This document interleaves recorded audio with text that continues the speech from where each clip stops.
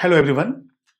इस वीडियो में मैं डिस्कस करने वाला हूं important MCQ questions which are based on Arrhenius equation. Arrhenius equation, activation energy, rate of reaction, delta H, ये सारे जो हैं चीजें इस एमसीक्यू टाइप के क्वेश्चंस में होंगे। उसके बाद के वीडियोस में कुछ ग्राफ क्वेश्चंस होंगे, या तो ग्राफ क्वेश्चन के अंदर दिए हैं या तो फिर ग्राफ बनाकर ही हमें आंसर मिलेगा उस टाइप के क्वेश्चंस। फिर एक सेपरेट वीडियो में मैं पैराग्राफ क्वेश्चंस लूंगा, मैचिंग भी लूंगा और more than one correct answer या इंटीजर टाइप भी।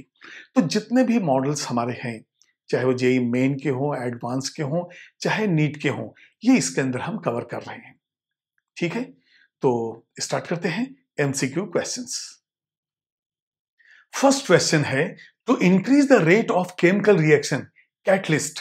अभी कैटलिस्ट क्या करता है?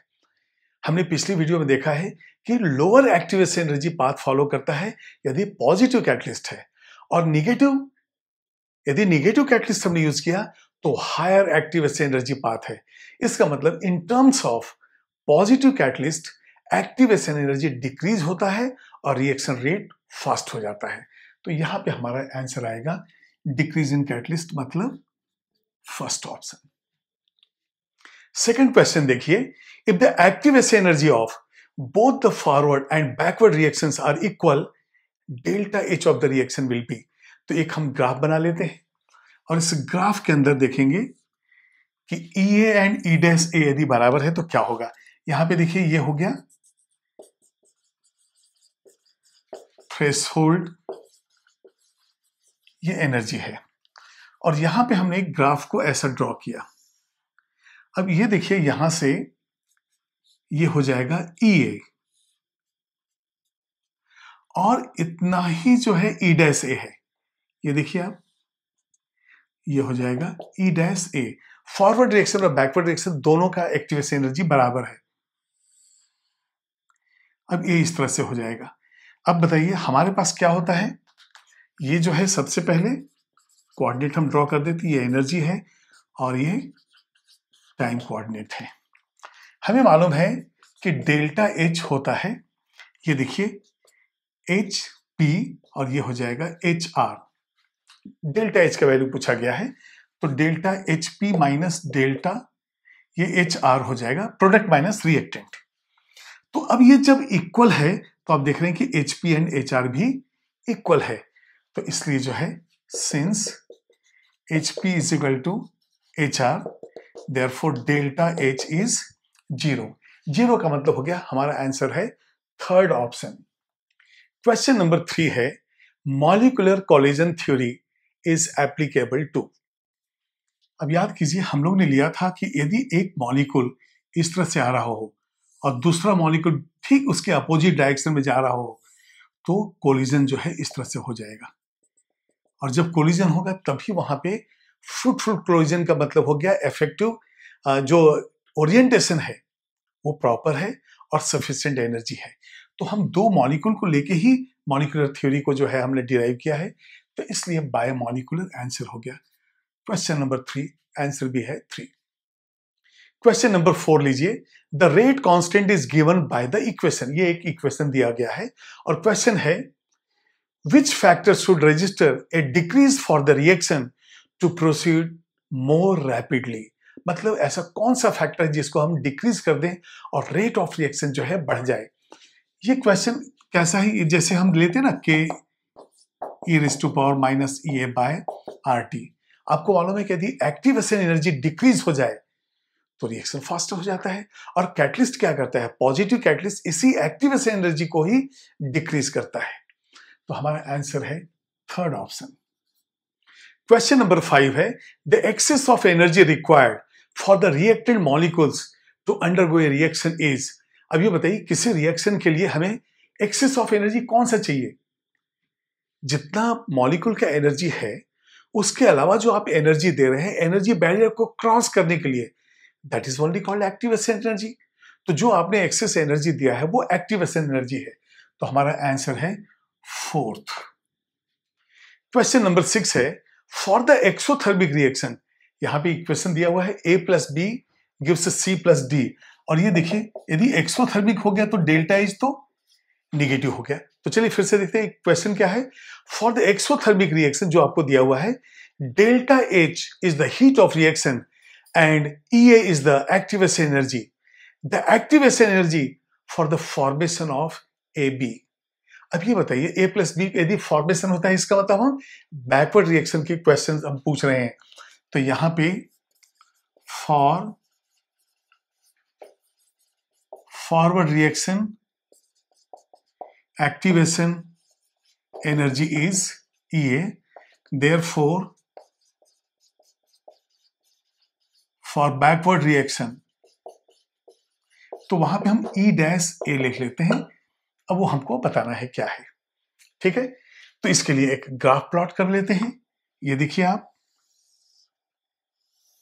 ये हो गया ग्राफ।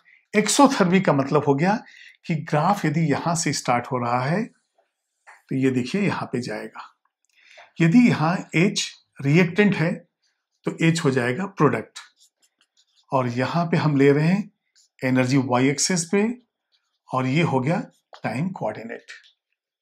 अब यहां देखिए आप, इक्वेशन है a प्लस बी, इसका मतलब हो गया कि ये जो है a प्लस बी यहां पे है और यहां पे हो गया c प्लस डी।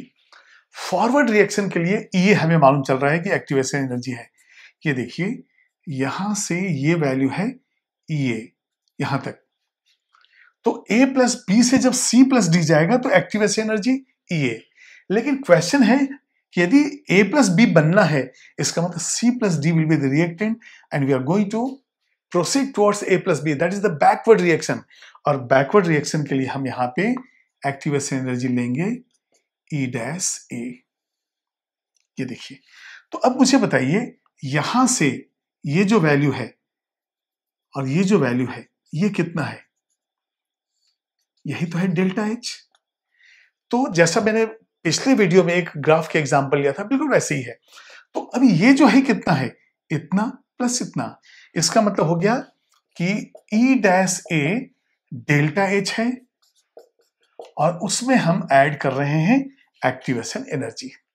तो देखते हैं ऑप्शन कौन सा है, delta H plus E A. हमारा ऑप्शन है सेकेंड। तो sixth question answer is 2। Question number 7 है, in the Arrhenius equation the fraction of effective collision is given by. तो अब ये बताइए मुझे अर्हीनियस इक्वेशन क्या है? K is equal to A into E raise to power minus E A divided by R T. K जो है वो रेट कांस्टेंट है, A फ्रीक्वेंसी फैक्टर या अर्हीनियस कांस्टेंट है, और ये जो पूरा का पूरा वैल्यू है ये देखिए यही है fraction of the molecule which have cross the energy barrier, जो एक्टिवेशन एनर्जी से ज्यादा है। तो यहां पे जो फ्रैक्शन ऑफ द मॉलिक्यूल है ये कहलाता है बोल्ट्जमैन।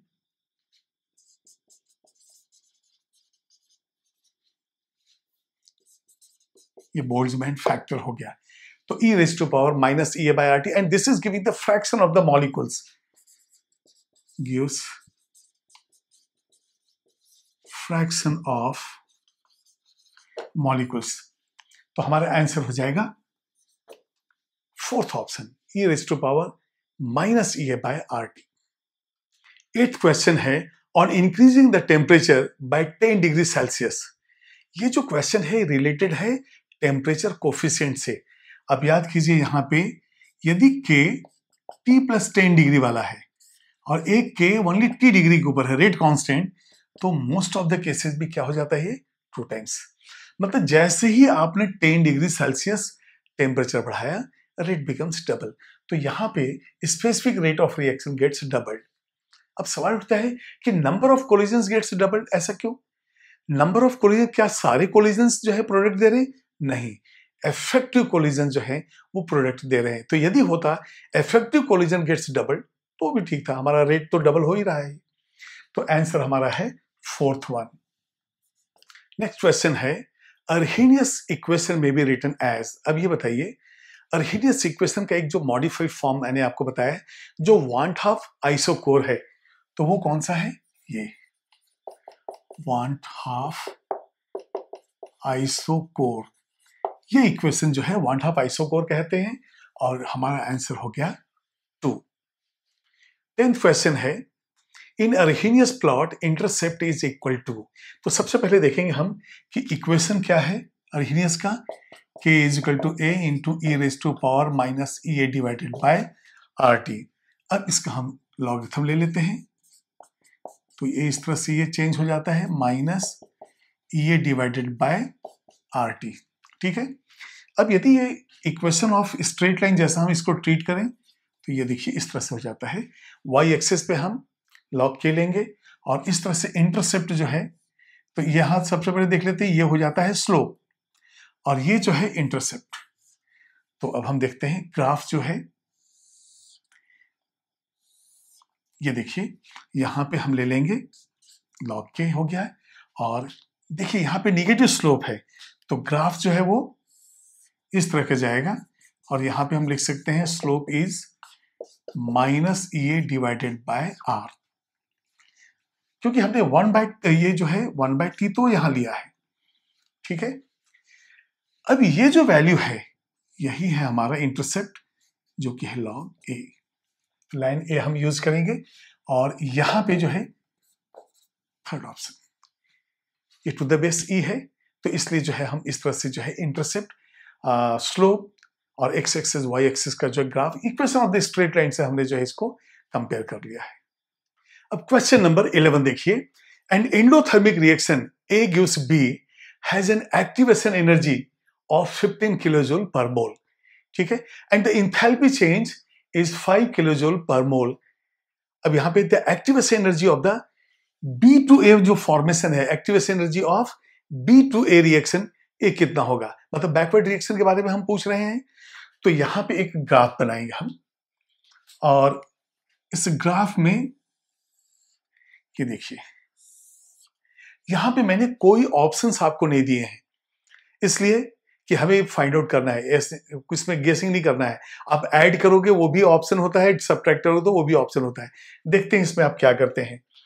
तो यहां पे एनर्जी, अच्छा एक काम करते हैं, यहां पे ऑप्शन से बना ही देते हैं। तो ऑप्शन जो है यदि हम ऐसा रख लेते हैं 5, 10, 15, 20, ऐसे कुछ मैंने वैल्यूज दे दिए हैं, देखते हैं है कि नहीं, नहीं निकलेगा तो नन लिख देंगे। तो यहां पे डेल्टा एच है 5, इसका मतलब ये एंडोथर्मिक प्रोसेस है। तो एंडोथर्मिक प्रोसेस के लिए आपको ग्राफ को ऐसे लेना पड़ेगा, मतलब रिएक्टेंट से ज्यादा प्रोडक्ट का। तो यदि यहां पे मैं लेता हूं एच ऑफ रिएक्टेंट, यहां पे है एच ऑफ प्रोडक्ट, तो यहां पे रिएक्टेंट क्या है ए और यहां पे क्या हो जाएगा बी, और ये है थ्रेशोल्ड एनर्जी। तो एक्टिवेशन एनर्जी जो है फॉरवर्ड रिएक्शन का कितना है, ये है ई ए, ये देखिए। और यदि बैकवर्ड रिएक्शन है तो ये होता है ई डैश ए, और ये जो वैल्यू है, ये जो डिफरेंस आ रहा है, यही है हमारा डेल्टा एच जो H P minus H R होता है, और ये कितना वैल्यू दिया है 5। अब बताइए बैकवर्ड रिएक्शन के लिए जब हम बी से ए की ओर जा रहे हैं, बी से ए, तो ये ई डैश ए कितना है, ये अब ग्राफ पे देखिए आप, ये ई डैश से निकालना है तो टोटल माइनस ये कर देंगे हम, तो ये आ जाएगा, अच्छा ये टाइम कोऑर्डिनेट है तो आ जाएगा ई डैश ए, ये टोटल है ई ए माइनस जो भी डेल्टा एच का वैल्यू है। तो हम देखते हैं कि ई ए कितना है, यहां पे दिया हुआ है 15 माइनस 5, तो 10 किलोजूल पर मोल, ये आपका आंसर है। इसका मतलब कौन सा ऑप्शन हुआ, सेकंड ऑप्शन। तो 11th क्वेश्चन का आंसर है 2। अब 12th क्वेश्चन लीजिए, the rate constant of a reaction at 300 kelvin is 1.6 into 10⁻³ और इसमें टेम्परेचर T2 पे दिया हुआ है कि K2 वैल्यू 3.2 इंटू 10⁻³ है, and you have to find the activation energy. तो क्वेश्चन क्या था, the rate constant of a reaction at 300 kelvin is 1.6 into 10⁻³ second inverse, and 310 kelvin it is 3.2 into 10⁻³ second inverse. The activation energy of the reaction approximately is, और यहां पे options जो हैं 12 to 13 है, इसके बाद आप यहां पे 21 से 50 है, 50 to 60 है और फोर्थ नन है। जो अप्रोक्सीमेट वैल्यू है वो आपको फाइंड आउट करना है। तो चलिए इसको देखते हैं। यहां से T1 T2 सब चीज यहां मालूम है हमें क्या है। फॉर्मूला होता है log K2 बाय K1, ये तो बेस 10 है, equal to EA divided by 2.303 R। अब यहां पे देखिए ये हमने पॉजिटिव लिया है, इसलिए वो हो जाएगा 1 by T1 minus 1 by T2, 1 minus T1, 1 by T1 minus 1 by T2। अब देखते हैं हम लोग वैल्यू, तो ये हो जाएगा log, और K2 कितना है 3.2 इंटू 10⁻³ डिवाइडेड बाय 1.6 इंटू 10⁻³। ये हमें निकालना है 2.303, और आपका आंसर जो है किसमें है, किलो कैलोरी के अंदर। तो यहां पे 12, हाँ इन किलो कैलोरी ही निकालना है, तो ये इन किलो कैलोरी पर मोल इस तरह से आ रहा है आपका वैल्यू। अब यहां पे देखिए आप 2.303, तो ये कितना हो जाएगा, आर का वैल्यू किलो कैलोरी में 2 इंटू 10⁻³ इसके बाद ये हो जाएगा 1 बाय T1 आपका 300 है, 1 बाय 310 है। अब यहां पे देखिए इसको हम कैंसिल कर देते हैं, ये हो जाएगा 2, तो ये आ जाएगा log 2, और log 2 आपको मालूम है 0.3010 है, तो ये हो जाएगा EA डिवाइडेड बाय, अब ये देखिए 2.303, इसको हम मल्टीप्लाई कर देते हैं, 4.606 इंटू 10⁻³ है, और यहां से हो जाएगा ये 310 minus 300 divided by 300 into 310। log 2 का value 0.3010, EA divided bye 4.606 into 10⁻³ और ये कितना हो जाएगा 10 डिवाइडेड बाय 300 इंटू 310, ये जीरो कैंसिल कर दीजिए। अब हमारा EA का वैल्यू क्या आएगा, क्रॉस मल्टीप्लाई कर दीजिए, ये आ जाएगा आपका 0.3010 इंटू 4.606 इंटू, अब ये देखिए 10⁻³ है और ये 300 इंटू 31 है। तो अब इसको क्या करेंगे हम, ये 10⁻³ की वजह से इसको 0.3 बना देंगे, तो ये अब अप्रोक्सीमेट मैं ले रहा हूं 0.3 इंटू 4.6 इंटू 0.3 इंटू 31। तो अब यहां पे हम देख लेते हैं ये वैल्यू कितना हो जाएगा, 3 6 18, ये हो जाएगा 13.8 इंटू ये हो जाएगा 0.93, तो ये देखिए 1.38 और 0.93।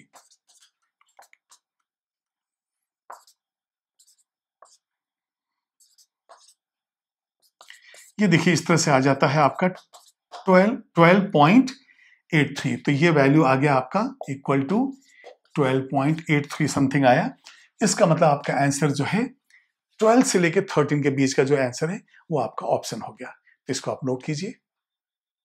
अब हम कुछ क्वेश्चंस लेते हैं जो ग्राफ बेस्ड हैं, या तो क्वेश्चन के अंदर ग्राफ दिया गया है या तो जो इंफॉर्मेशन है उससे हम ग्राफ बनाकर ही फाइनल आंसर निकालते हैं।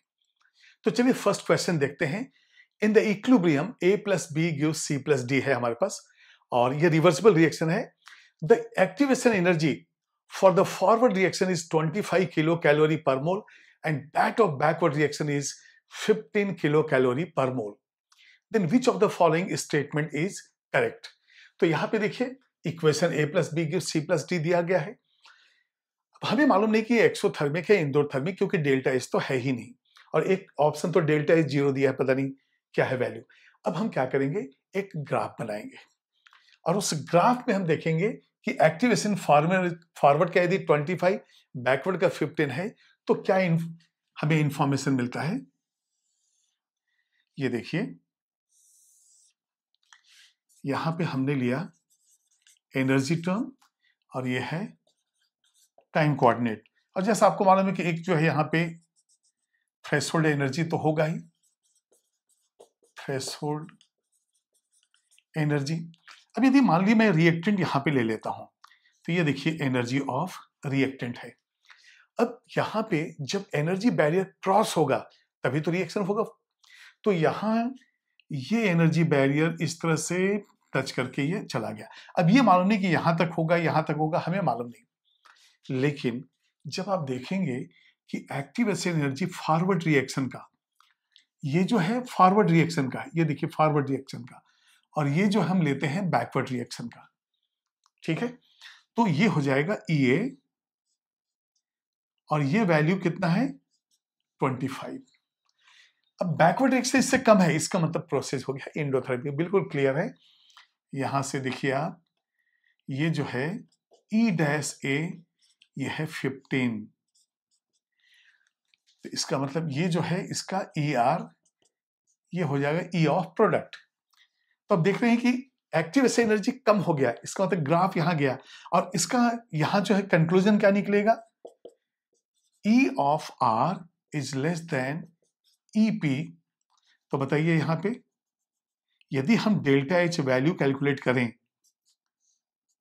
ये देखिए डेल्टा H, अब यदि मान लिया EP की जगह आप ले रहे हैं HR, इंथैल्पी चेंज आप ले रहे हैं, चलिए इसको इंथैल्पी चेंज कर लीजिए, तो ये हो जाएगा HR,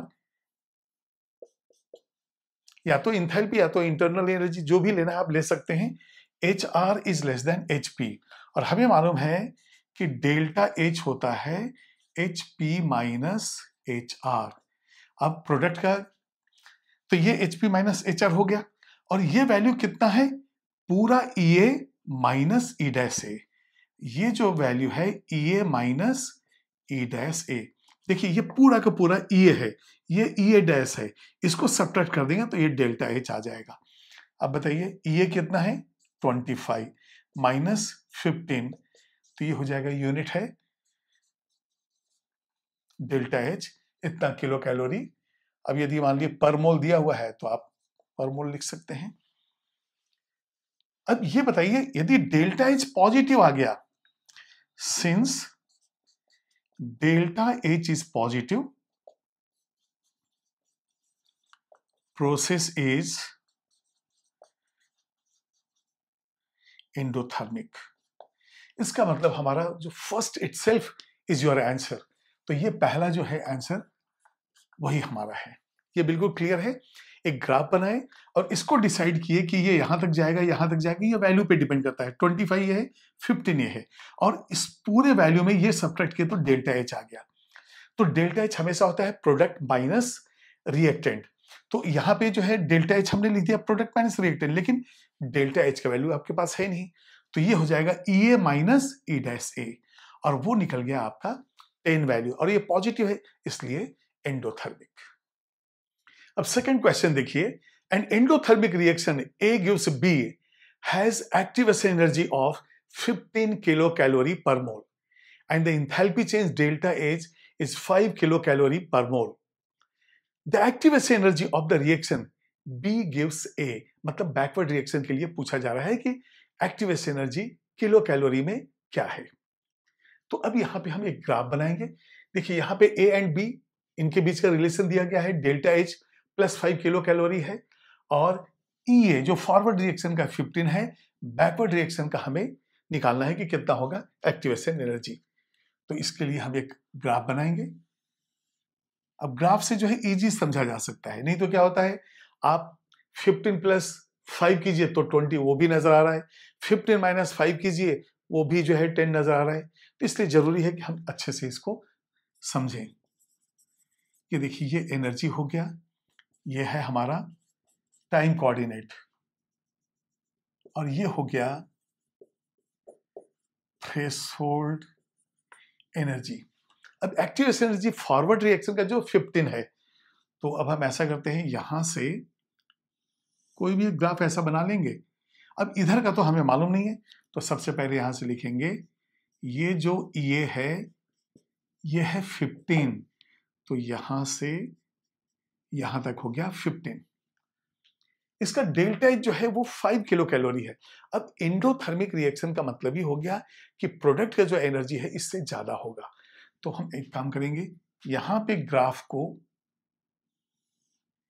इस तरह से ले लेंगे, और यहां पे यदि इंथैल्पी जो है, अब आपके पास डेल्टा H दिया था, ये रिएक्टेंट का था, ये प्रोडक्ट का है, ये जो है प्रोडक्ट का है डेल्टा H, लेकिन यहां पे बैकवर्ड रिएक्शन का पूछा गया है E-A, और डेल्टा H पॉजिटिव है इसलिए हमने इसको ऐसा रखा क्योंकि प्रोडक्ट माइनस रिएक्शन होता है डेल्टा एच। ठीक है, अब हम देखते हैं कि जो डेल्टा एच का वैल्यू है वो तो H P minus H R होता है। अब एच पी और एच आर दिया होता तो डायरेक्ट डेल्टा एच आ जाता है, लेकिन इस ग्राफ से समझ में आ रहा है कि ये वैल्यू जो है इस टोटल वैल्यू में हमने इसको सब्ट्रैक्ट किया है। ये देखिए टोटल वैल्यू है, इसमें से ग्राफ को इतना काट दीजिए तो बचेगा इतना, वही तो डेल्टा एच है। तो यहां पे हो जाएगा ई ए माइनस ई डैश ए। ये कितना है 15 माइनस 5, तो ये आ जाएगा 10 किलो कैलोरी पर मोल। इसका मतलब आपका जो सेकंड ऑप्शन है वो है आंसर। अब क्वेश्चन नंबर 3 लीजिए। For a reversible reaction A gives B, which one of the following statement is wrong from the given energy profile diagram? यहां पे देखिए A gives B है, ये इक्विलिब्रियम है साइन, इसका मतलब रिवर्सिबल है, और ये डायग्राम दिया है और आपको फाइंड आउट करना है रॉन्ग स्टेटमेंट। तो यहां पे मैं लिख देता हूं फाइंड रॉन्ग स्टेटमेंट, यही हमारा क्वेश्चन। तो एक एक स्टेटमेंट को चेक करते हैं। Activation energy of the forward reaction, तो अब देखते हैं कि फॉरवर्ड रिएक्शन का एक्टिवेशन एनर्जी, ये देखिए तो थ्रेशोल्ड एनर्जी था, यहां से जो है ये फॉरवर्ड रिएक्शन का एक्टिवेशन एनर्जी है। Is the sum of heat of reaction, तो हीट ऑफ रिएक्शन क्या होगा, ये हो जाएगा डेल्टा एच। ये देखिए ये है delta H, sum of heat of reaction and the activation energy of backward reaction.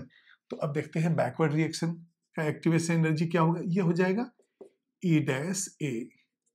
अब ये देखिए फॉरवर्ड रिएक्शन ये जो है कितना है, इतना प्लस इतना, इसका मतलब E is delta H plus E dash A. तो यहां पे फर्स्ट स्टेटमेंट को हम देखते हैं, यहां जो है E is delta H plus E dash A. तो ये स्टेटमेंट करेक्ट है, ये तो हमारा करेक्ट स्टेटमेंट है। सेकंड देखते हैं, activation energy of forward reaction is greater than that of the backward reaction. Activation energy जो ये देखिए यहां पे forward reaction is greater than that of backward reaction, ये ई डैश से बिल्कुल छोटा है और ये बहुत बड़ा है, इसका मतलब ये भी हमारा करेक्ट स्टेटमेंट है। दिख रहा है ना, ग्राफ से ही हम फाइंड आउट कर रहे हैं। फिर है the forward reaction is endothermic. अब रिएक्टेंट का एनर्जी कम है, प्रोडक्ट का ज्यादा है, तो एंडोथर्मिक होगा ही, तो ये है correct. Fourth one, the threshold energy is less than activation energy. अब ये देखिए एक्टिवेशन एनर्जी इतना है, लेकिन थ्रेशोल्ड ये जो है यहां से काउंट होता है, यहां से यहां तक, तो ये जो एनर्जी है ये थ्रेशोल्ड है। और थ्रेशोल्ड एनर्जी हमेशा, चाहे वो फॉरवर्ड रिएक्शन का एक्टिवेशन एनर्जी हो चाहे बैकवर्ड रिएक्शन का एक्टिवेशन एनर्जी हो, उससे ज्यादा होगा, क्योंकि उसका वैल्यू तो हम यहां से काउंट करते हैं, एक्टिवेशन एनर्जी रिएक्टेंट से, प्रोडक्ट से, लेकिन थ्रेशोल्ड एनर्जी बिल्कुल यहां से। तो ये जो एनर्जी है ये वैल्यू हमेशा ज्यादा होगा, और यहां पे दिया है लेस, इसका मतलब ये हो गया रॉन्ग स्टेटमेंट। हमारा आंसर है 4। अब क्वेश्चन नंबर 4 देखिए, for an exothermic chemical process occurring in 2 different steps, और स्टेप्स क्या दिए हुए हैं, a प्लस बी से x जो है वो स्लो है, और फिर x से a प्लस बी जो है फास्ट है। The process of the reaction can be best explained bye. अब ये जो इंफॉर्मेशन है किस ग्राफ के अंदर है, तो सबसे पहले तो देखिए यहां पे प्रोसेस क्या दिया हुआ है, एक्सोथर्मिक, यहां से हम लिखेंगे प्रोसेस इज एक्सोथर्मिक। अब एक्सोथर्मिक है तो अब 2 स्टेप है, तो ये सिंगल स्टेप है, ये हमारा आंसर नहीं है। इसके बाद जो है ये यहां से देखिए ये रिएक्टेंट से ज्यादा प्रोडक्ट है, तो ये क्या हो जाएगा, एंडोथर्मिक, इसलिए ये हमारा ऑप्शन नहीं है। अब ये जो है a प्लस बी ज्यादा एनर्जी, ए बी कम है, तो ये एंडोथर्मिक तो हो गया, लेकिन क्या ये सेटिस्फाई कर रहा है, उसको चेक करना है। अभी हम देख रहे हैं कि यहां पे ये देखिए एक्टिवेशन एनर्जी जो है फर्स्ट स्टेप का काफी ज्यादा है, और यहां से ये जो है ये सेकेंड, तो फर्स्ट एक्टिवेशन एनर्जी जब ज्यादा है तो रिएक्शन हो गया स्लो। जब सेकेंड एक्टिवेशन एनर्जी, अब देखिए इसको तो हम यहां से काउंट करेंगे ना, एक्स जो है ये एनर्जी बैरियर क्रॉस करके ए बी बना रहा है, ये छोटा है, तो यदि एक्टिवेशन एनर्जी कम हो जाए तो रिएक्शन हो जाता है फास्ट। तो ये दोनों कंडीशन को भी फुलफिल कर रहा है, और ए प्लस बी का एनर्जी ज्यादा है, ए बी का कम है, ये एक्सोथर्मिक हो गया, इसको भी सेटिस्फाई कर रहा है। हमारा आंसर है second. Question number 4, answer is 2। Question number 5 में देखिए, एक ही डायग्राम के अंदर दो एनर्जी प्रोफाइल डायग्राम दिए गए हैं, और उस दोनों डायग्राम को देखते हुए आपको बताना है कि कौन सा स्टेटमेंट सही इंफॉर्मेशन दे रहा है। तो आप ये देखिए, एक ब्लू कलर का जो है डायग्राम है, ग्राफ जो है, और एक रेड कलर का है।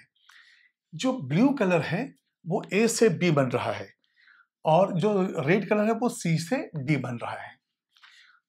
पहला स्टेटमेंट ए से बी फास्टर, अच्छा यहाँ पे फास्टर पूछ रहा है और लेस और मोर एक्सोथर्मिक, तो हम अपना एनालिसिस करते हैं। ये देखिए, यहां से ये एक्टिवेशन एनर्जी फर्स्ट ग्राफ का ज्यादा है, और यहां से ये सेकंड ग्राफ का है EA2। तो इसका मतलब फास्टर कौन सा है? C से D फास्टर है। तो यदि AB इज फास्टर, तो बस यहां पे ही हमने इसको क्रॉस कर दिया, आगे पढ़ने की जरूरत ही नहीं है। फिर है CD इज फास्टर, हाँ ये तो मालूम है कि CD फास्टर है। तो अब यहां पे यदि मैं लिख देता हूं A से B ये है स्लो, C से D ये है फास्ट। तो चलिए C से D जो है ये चेंज फास्टर है than A and B, but less exothermic. अब देखते हैं, ये दोनों का यहाँ पे एनर्जी बराबर है, और यहां से डिक्रीज जितना हो रहा है, ये देखिए आप, तो ये जो है यहां से ये डेल्टा H है, और इसकी बात करेंगे तो ये और ज्यादा डेल्टा H है। इसका मतलब हो गया, जो C से D कन्वर्सन है वो ज्यादा एक्सोथर्मिक है, वहां पे डेल्टा H का वैल्यू ज्यादा निगेटिव है। तो CD is faster than A and B but less exothermic. इस लेस एक्सोथर्मिक की वजह से ये स्टेटमेंट भी रॉन्ग हो गया। अब आते हैं third statement, CD is 3 times faster than A and B। यहां कोई ऐसा पैरामीटर नहीं है जो हमें बताए कि कितने टाइम्स फास्टर है, क्योंकि उसके लिए हमें चाहिए want of equation, log K2/K1 जो लेते हैं वो यहाँ इंफॉर्मेशन नहीं है, ये भी रॉन्ग। तो आंसर तो फोर्थ ही होगा ना, लेकिन फोर्थ को भी चेक करते हैं कि राइट है या रॉन्ग है। CD इज फास्टर, तो CD इज फास्टर हमने कहा यस बिल्कुल सही है। एंड मोर एक्सोथर्मिक, यहाँ पे देखिए A से B लेस H है, और यहाँ पे डेल्टा ज्यादा है, तो ये बिल्कुल मोर एक्सोथर्मिक भी है और ये फास्टर भी है। हमारा आंसर हो गया क्वेश्चन नंबर 5 का 4। अब क्वेश्चन नंबर 6 देखिए, for a reversible reaction A gives B, which one of the following statement is wrong from the given energy profile diagram। एक डायग्राम दिया हुआ है, और यहां से हमें इंफॉर्मेशन निकालना है कि कौन सा रॉन्ग है। यहां पे देख रहे हैं कि आप एक्टिवेशन एनर्जी है, sum of the heat of reaction है, मतलब डेल्टा H डेल्टा E, तो exothermic endothermic delta H E है। यदि ये इंफॉर्मेशन हम सही सही निकाल लें तो एक एक स्टेटमेंट को चेक कर सकते हैं। तो चलिए अब यहाँ पे स्टेटमेंट देखते हैं। यदि ये एक्टिवेशन एनर्जी है तो ये देखिए हो जाएगा EA, जो फॉरवर्ड रिएक्शन के लिए हो गया, ठीक है। और इसी तरह से अब आप देखिए यहां से E-A है। यदि ये ग्राफ को मैं थोड़ा सा यहां ऐसे कर दूं, ये देखिए इस तरह से, और यहां से ये जो वैल्यू आएगा ये हो जाएगा डेल्टा H। इतनी चीजें हमारे पास हैं, और आप देखिए रहे कि रिएक्टेंट का एनर्जी कम है, तो यदि मैं यहाँ पे A ले लूं और यहां से ये B है, तो इंडोथर्मिक प्रोसेस है। हमें रॉन्ग स्टेटमेंट निकालना है, तो चलिए पहला स्टेटमेंट देखते हैं। Activation energy of the backward reaction is less than that of forward reaction. तो हमें मालूम चल रहा है कि E-A is less than EA। इसका मतलब ये हो गया, ये स्टेटमेंट जो है ये करेक्ट है। सेकंड है, the forward reaction is endothermic. अब A से B बना, A से एनर्जी B का ज्यादा है, तो ये एंडोथर्मिक हो गया। डेल्टा H कैसा हो गया?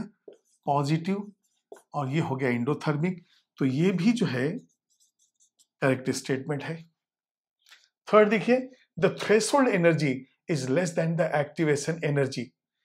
थ्रेशोल्ड एनर्जी कभी भी एक्टिवेशन एनर्जी से कम होगा नहीं, क्योंकि थ्रेशोल्ड एनर्जी जो काउंट होता है वो यहां से यहां तक होता है। ये देखिए, यहां से यहां तक ये थ्रेशोल्ड एनर्जी है, एक्टिवेशन एनर्जी तो इतना है। इसका मतलब ये जो दिया हुआ है कि थ्रेशोल्ड एनर्जी इज लेस, ये रॉन्ग हो गया। तो ये जो है थर्ड वन रॉन्ग स्टेटमेंट, और यही हमारा आंसर है।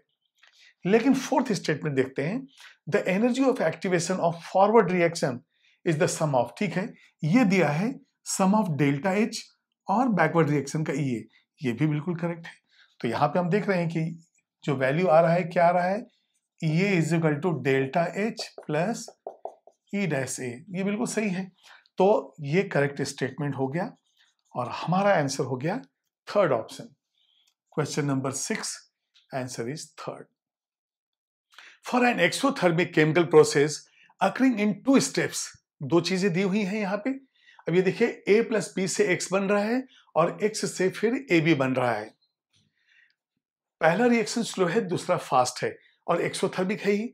तो हम दो चीजें चेक करेंगे। पहले तो एक्सोथर्मिक कौन कौन से हैं, तो हमने देखा रिएक्टेंट से ज्यादा प्रोडक्ट नीचे चला गया है, इसकी एनर्जी कम हो गई, तो ये भी हो गया एक्सोथर्मिक, ये भी हो गया एक्सोथर्मिक, ये भी हो गया एक्सोथर्मिक। तो एक्सोथर्मिक के टर्म्स में तो कोई डिफरेंस नजर नहीं आ रहा है। इसके बाद फिर हम देखेंगे फर्स्ट जो है स्लो, तो यहां पे देखिए इंटरमीडिएट प्रोडक्ट ही नहीं है, तो इसलिए इसको हम कैंसिल कर देंगे क्योंकि एक्स तो दिख ही नहीं रहा है ना। सेकंड देखते हैं, यहां पे ये जो है एक्टिवेशन एनर्जी फर्स्ट, ये देखिए EA1 मैं इसको ले लेता हूं, और यहां जो है बिल्कुल हल्का सा चेंज है, यहां पे EA2 है।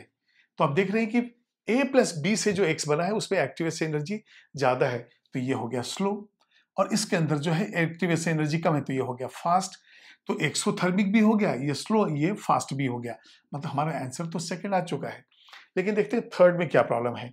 एक्सोथर्मिक तो है ही, इससे ज्यादा एक्टिवेशन एनर्जी यहाँ पे, ये देखिए एक्टिवेशन एनर्जी इसका सबसे ज्यादा है, इससे भी ज्यादा है।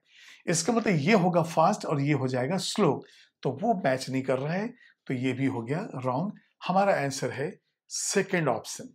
तो यहां पे हम जाएंगे सेकंड ऑप्शन पे। अब मैं एक पैसेज क्वेश्चन ले रहा हूं।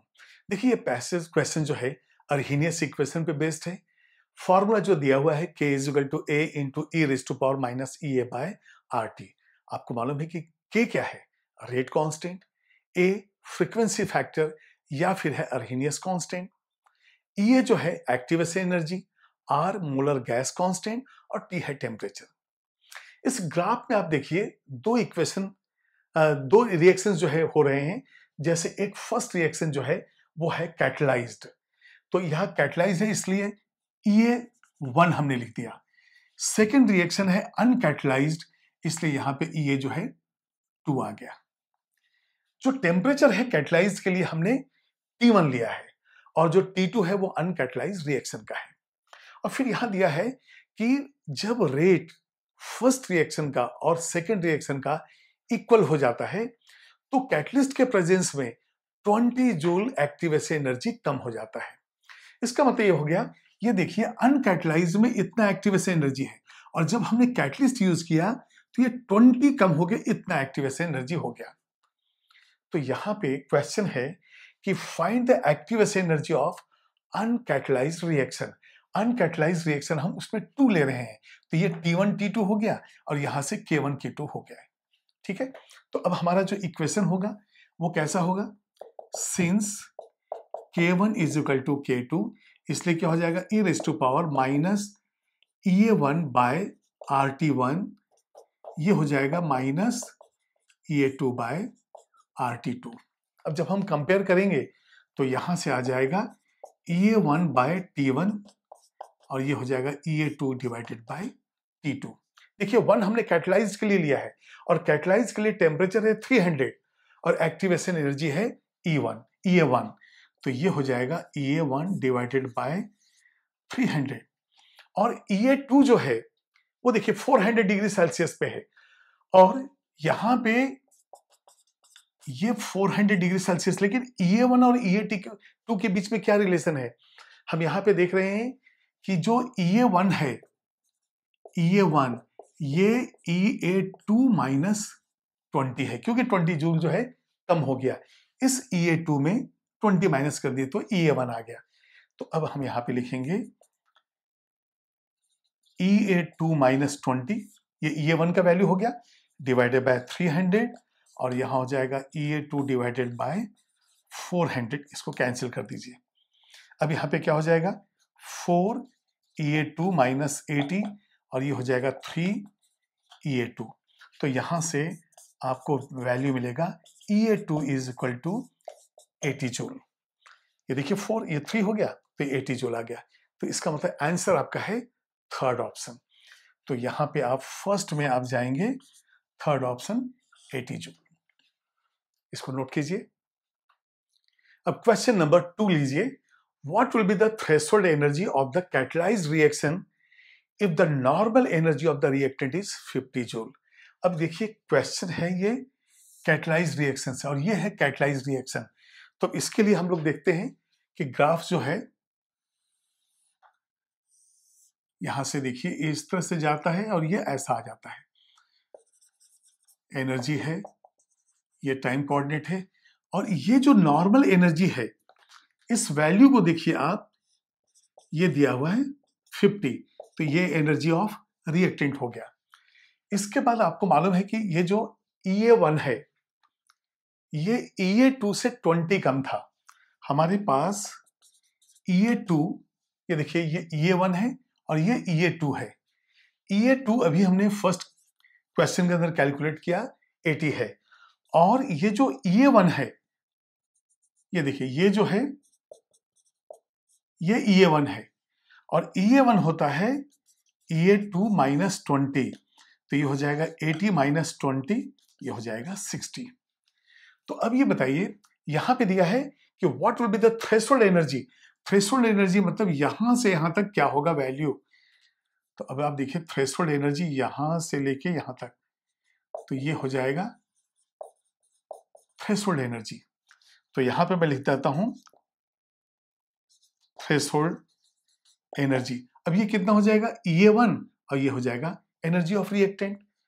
तो यहां पे हम लेंगे EA1 plus energy of reactant. ये EA जो है ये आपका कितना वैल्यू आया 60, एनर्जी ऑफ रिएक्टेंट कितना है 50, यहां से आपका आंसर हो गया 110 जूल। 110 जूल का मतलब हो गया आंसर है थर्ड। तो सेकंड क्वेश्चन का आंसर, सॉरी ये है फोर्थ, सेकंड का आंसर हो गया ये फोर्थ 110 जूल। अब क्वेश्चन नंबर 3 देखिए। If the normal energy of the reactant is 40, हम इसको अंडरलाइन कर लेंगे, 40 जूल है, and the product is 20 joule, then what will be the activation energy of the uncatalysed backward reaction. तो सबसे पहले देखेंगे कि अनकैटलाइज्ड जो है ये ब्लू कलर वाला है। तो सबसे पहले उस पार्ट को सिर्फ हम यहां पे एक्सप्लेन करेंगे और देखते हैं कि किस तरह से आंसर में मिलता है। ये हो गया एनर्जी, ये है टाइम कोऑर्डिनेट, और ब्लू कलर का जो है ग्राफ वो इस तरह से है, ये ऊपर गया और ये नीचे आ गया। यहां पे देखिए एनर्जी ऑफ रिएक्टेंट इज 40, मतलब ये जो है यहां पे 40 जो है जूल इसका एनर्जी है, और जो प्रोडक्ट है ये हो जाएगा 20 जूल। ठीक है, हमें बैकवर्ड रिएक्शन का एक्टिवेशन एनर्जी बताना है। तो यहां से देखिए आप, ये एक्टिवेशन एनर्जी जो बैकवर्ड का है वो हो जाएगा E-A। ठीक है, और यहां पे देखिए हमने ऑलरेडी लिया है ये EA2, और फर्स्ट क्वेश्चन के अंदर EA2 हमने निकाल लिया है 80। तो ये देखिए आप, इन दोनों के बीच का डिफरेंस जो है ये कितना है, यहां पे डेल्टा H माइनस 20 है, तो वैल्यू तो 20 आ गया ना, तो EA' क्या हो जाएगा, ये जो वैल्यू है प्लस ये वैल्यू है। तो यहां पे हम लिखेंगे, अच्छा ये देखिए माइनस 20 आ रहा है, माइनस 20 का मतलब हो गया डेल्टा H जो है हमें लेना पड़ेगा EA2 माइनस E'A। ये EA2 है, तो इसमें माइनस ज्यादा करेंगे तभी तो माइनस आएगा। तो यहाँ पे डेल्टा एच जो है, अब ये डेल्टा एच -20 कहाँ से आया है, क्योंकि 20 - 40 होता है, तो H P minus H R, और EA2 जो है हमारे पास 80 है, और ये बैकवर्ड रिएक्शन का E-A है। तो यहाँ पे 20 - 40, ये देखिए 20 - 40 हो गया, and that is equal to 80 minus E-A। E-A को ट्रांसफर कर देते हैं हम, E-A ये 80 हो जाएगा, और यहाँ देखिए -20 है जो राइट साइड गया तो कितना हो जाएगा, +20। तो आपका आंसर है 100 जूल। इसका मतलब आपका ऑप्शन नंबर 3 जो है ये आपका आंसर है, तो ये हो जाएगा आंसर 3। ये क्लियर है ना। ये मैग्नीट्यूड कितना है 20, ये कितना है 80, तो पूरा हो गया 100। अब साइन के अनुसार हमने वहां लिख दिया कि EA2 माइनस E-A, तभी तो ये डेल्टा एच निगेटिव आएगा, तो यहां पे जो है 100 आ गया। अब हम एक न्यूमेरिकल प्रॉब्लम लेते हैं जो अर्हीनियस इक्वेशन पे बेस्ड है, और यहां पे अर्हीनियस पैरामीटर्स को कैलकुलेट करना है। क्वेश्चन है the rate constant of a reaction is 1.5 into 10⁻⁷। देखिए इस टेम्परेचर पे एक रेट कांस्टेंट है, इस टेम्परेचर पे ये रेट कांस्टेंट है, और हमें दो चीजें फाइंड आउट करनी है, ए एंड EA। तो चलिए इसको सॉल्व करते हैं।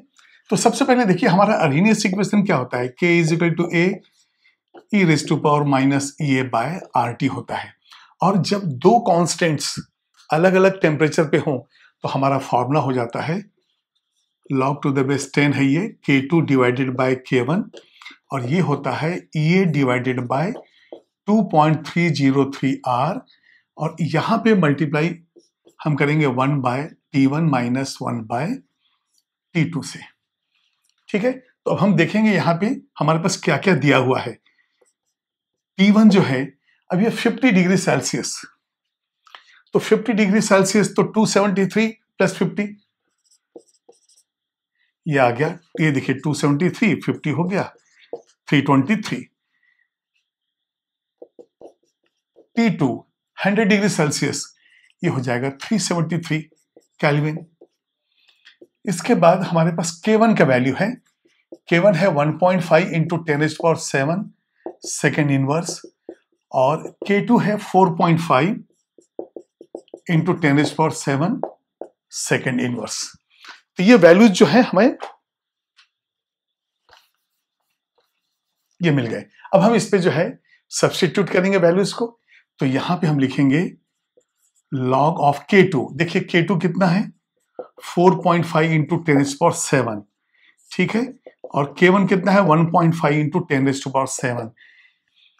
हमें निकालना है EA, तो यहां से EA हम निकाल लेंगे, तो EA डिवाइडेड बाय 2.303 इंटू, अब हमारा आंसर जो है, अब ये देखना पड़ेगा आंसर हमें किस में लेना है। तो यदि हम ले रहे हैं जूल में, तो यहां पे आ जाएगा 8.314 इंटू 1 बाय T1 कितना है, ये देखिए T1 हमारे पास जो है 323 है, 323, T2 है 373।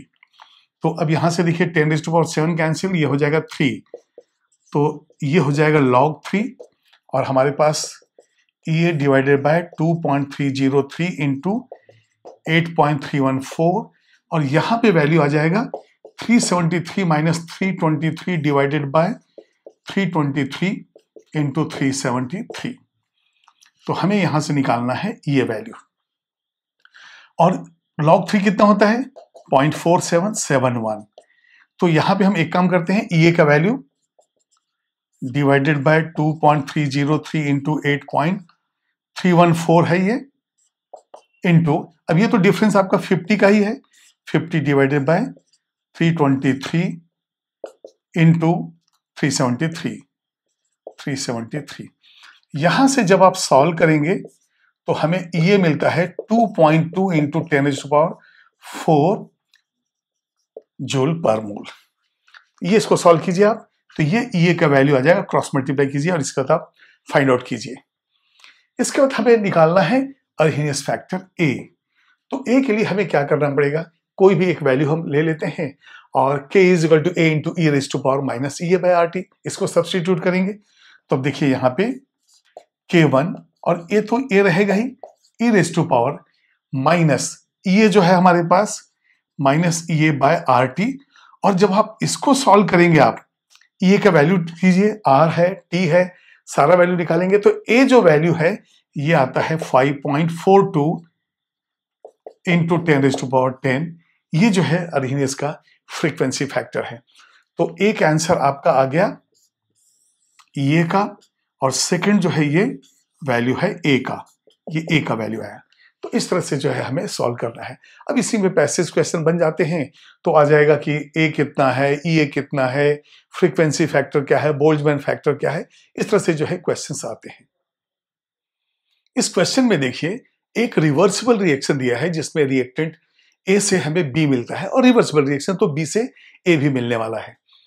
इसके बाद हम देखते हैं कि ये जो प्रोसेस है वो एक्सोथर्मिक है, क्योंकि डेल्टा ई का वैल्यू -33 किलोजूल पर मोल दिया हुआ है। हमें इक्विलिब्रियम कांस्टेंट Kc निकालना है। अब आप देखिए यहाँ पे जो एक्टिवेशन एनर्जी फॉरवर्ड रिएक्शन का है और बैकवर्ड रिएक्शन का है उसका प्रोपोर्शन 20:31 दिया हुआ है। हमें EF एंड EB भी निकालना है और इक्विलिब्रियम कांस्टेंट Kc भी निकालना है। तो सबसे पहले देखते हैं ग्राफ के अंदर EB EF का उस डेल्टा ई से क्या रिलेशन है। ये देखिए आप, ये इस तरह से हमारे पास कैलकुलेशन है। डेल्टा, ये देखिए आप, डेल्टा ई है निगेटिव। निगेटिव का मतलब हो गया रिएक्शन जो है वो इस तरह से जाएगा। ये एक्सोथर्मिक है, ये एक्सोथर्मिक प्रोसेस है। अब यहां पे हम देखेंगे थ्रेशोल्ड एनर्जी से ये जो है एक्टिवेशन एनर्जी फॉरवर्ड रिएक्शन का है, और ये जो है यहां पे ये हम लेंगे बैकवर्ड रिएक्शन का, और ये जो डिफरेंस है ये है डेल्टा ई। अब डेल्टा ई निगेटिव कैसे आएगा, जब हम लेंगे EF माइनस EB। तो सबसे पहले तो हम देखेंगे यहां पे ये है एनर्जी और ये है टाइम कोऑर्डिनेट। भाई जैसे जैसे रिएक्शन बढ़ रहा है वैसे हम ले रहे हैं डेटा। तो सबसे पहले हम देखेंगे कि डेल्टा ई जो है, अब ये देखिए -33 किलो जूल दिया हुआ है। निगेटिव का मतलब हो गया कि EF माइनस EB जब होगा, देखिए EB ज्यादा है EF कम है, तो यहां पे आ जाएगा EF माइनस EB। तो सबसे पहले तो डेल्टा ई के लिए जो है आप देख लीजिए -33 है, तो यहां से आ गया EF माइनस EB। लास्ट में हमें EB और EF निकालना है, तो यहां से हम क्या लिख सकते हैं, EB is equal to EF plus 33। एक इक्वेशन आप होल्ड पे रखिए क्योंकि EB हमें निकालना है। अब यहां पे जो है EF EB का प्रोपोर्शन दिया हुआ है, उससे हम कैलकुलेट कर लेंगे। लेकिन सबसे पहले देखिए Kc का वैल्यू दिया हुआ है, तो हम Kc का वैल्यू किस तरह से निकालेंगे।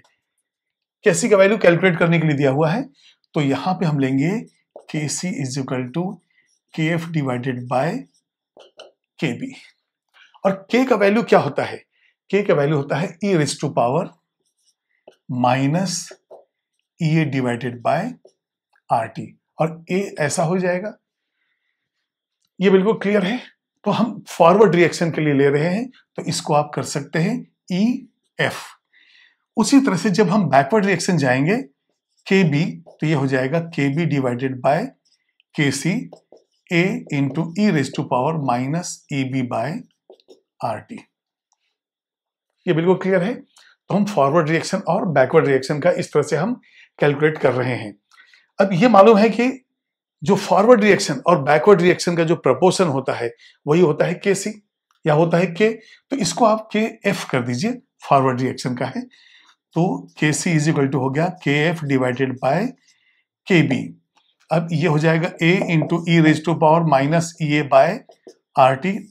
ये हो जाएगा A into e raise to power minus EB divided by RT। ये हो गया इस तरह से कैंसिल। तो KF एंड KB, इससे हो गया हमारे पास Kc का वैल्यू। अब ये हम क्या लिख सकते हैं, e raise to power minus EA by RT, और ये ऊपर जाएगा तो ये हो जाएगा plus EB divided by RT। तो अब यहां हम क्या लिख सकते हैं, e रेज़ टू पावर, ये हो जाएगा EB minus EA divided by RT। ठीक है।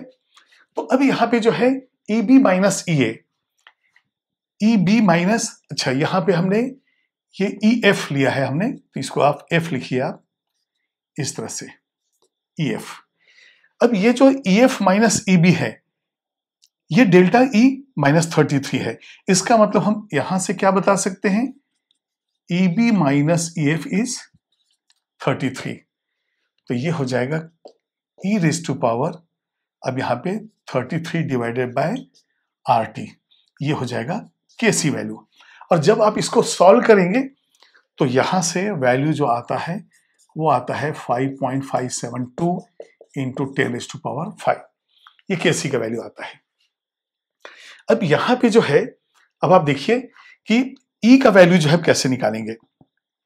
यहां पे दो इक्वेशन हमारे पास है, एक EB EF और ये 33 है। तो हमें मालूम है कि जो डेल्टा E का वैल्यू है वो 33 है, तो 33 EB माइनस EF, और यहां पे EB EF का प्रपोर्शन दिया हुआ है ये।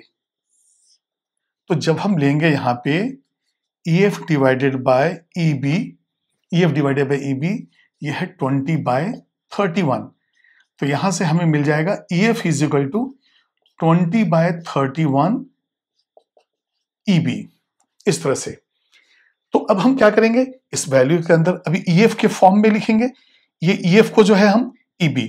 तो जैसे अब ये देखिए आप, हम यहां से ये ले लेते हैं इस तरह से। अब हमारे पास EB तो है ही, तो हम यहां पे क्या करेंगे, ये हो जाएगा EB माइनस EF, EF को हम लिख देंगे 20/31 EB, और इसका वैल्यू हो गया 33। ये 31 माइनस 20, तो ये अपना कितना आ गया 11 EB, और इस 31 को हम क्रॉस मल्टीप्लाई कर देंगे, तो 33 इंटू 31, ये 11 से हम कैंसिल कर देंगे 3 टाइम्स, तो यहां से हमें मिल जाएगा EB इज इक्वल टू 3 से कर दिए तो 93।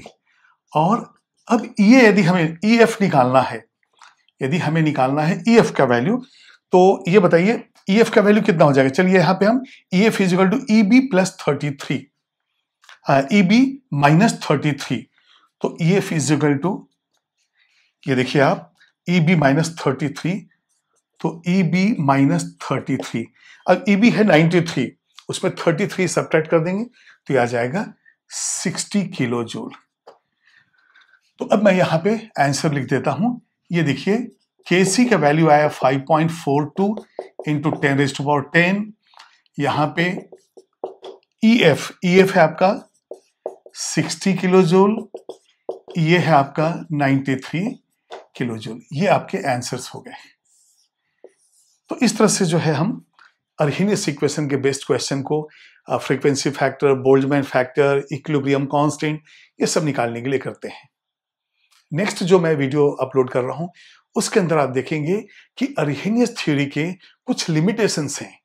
तो next video limitations of Arrhenius theory और उसका वीकनेस क्या है, क्यों ऐसा हुआ, एक्सपेरिमेंटल वैल्यू और कैलकुलेटेड वैल्यू वहां अलग आता है, उसके ऊपर हम चर्चा करेंगे।